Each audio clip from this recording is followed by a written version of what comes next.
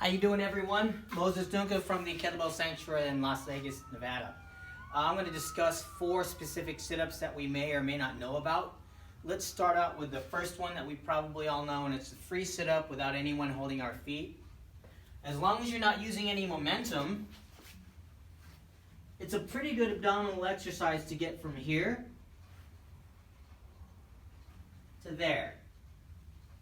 So if you're using an arm swing, you've basically eliminated your abdominals. So what we want to do is actually take it slow and roll it up slowly and back down.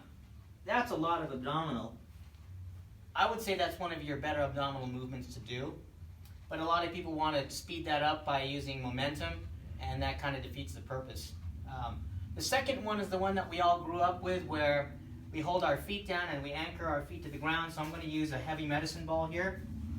And what that's going to do is it's basically going to allow me to just use complete hip flexor.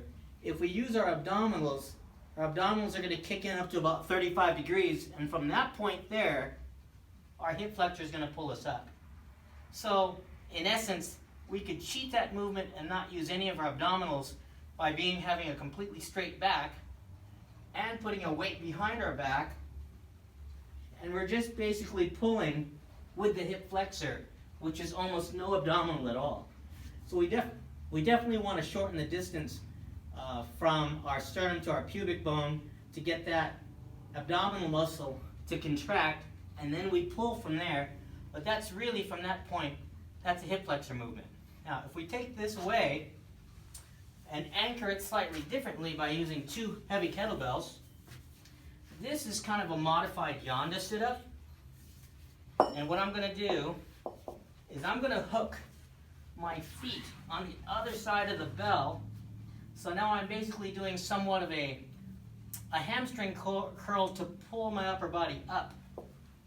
So by using my hamstrings and engaging, I can pull this way, which pretty much takes away most of my hip flexor, and it's going to bring my abdominal in, but it still has my hip flexor working. It's still a great abdominal muscle exercise by using your bells. So you're really not anchoring in the same way that you would if someone was holding your feet down. You're using the bell as a stopping point, so you're pulling more of your heels toward your seat to pull your upper body up. Nice and slow. That works fantastic for abdominals.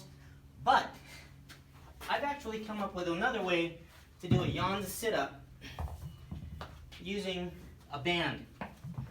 So I've placed a rubber band connected to a loop that's about shoulder height, so it sets an angle.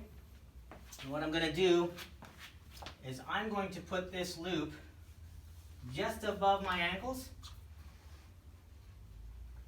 So now I have resistance, and I have to be forced to keep my feet down.